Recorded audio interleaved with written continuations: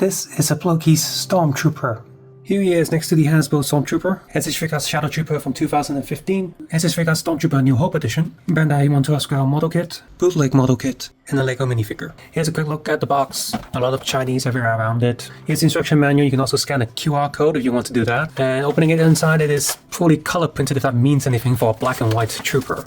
This Stormtrooper comes with a pair of fists, a pair of relaxed open hands. Notice that this gun trigger hand has the E11 blaster molded into it, which I really hate, as well as a finger pointing hand. He also comes with an alternative piece at the bottom of his shoes, so you can plug into the stand. But in order to do this effect, they put a gap underneath his shoe for your fingernails to fit in somewhere to pull it off. The front of the stand also has a Star Wars logo printed there. In terms of detailing, they painted the grey bits on the top of the helmet.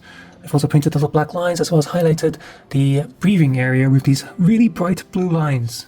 The lens eye flat black and matte plastic, and you can also see that the breathing vents are in grey color instead of black. There are also no paint details on these little bumps on the side of the helmet, as well as no paint details on this little survivor's pack thing that they have on the back of the belt. In fact, aside from the grey, black and blue lining on the helmet, there are no other paint details on this figure. Some of the black details here, because they're molded from different plastics, there are really obvious hinges on these little pieces here. And at the bottom of the shoes, there are these little holes that are supposed to be pegs for something, but they don't come with the set. For articulation, he has a double neck joint look down, look up, sideways, so it does move quite well. It also goes back a little bit, and goes forward a little bit, sideways in full rotation. There is a joint here to pull the arms out just a little bit, but doesn't move as much as the Bandai model kits. Shoulder pad is on a little hinge that goes up. Yes, this trooper can pose quite a lot, but it looks kind of ugly doing it because these joints look kind of ugly, and these pieces on the belt as well, the shoulder pad, love to pop off. It can get quite frustrating after a while.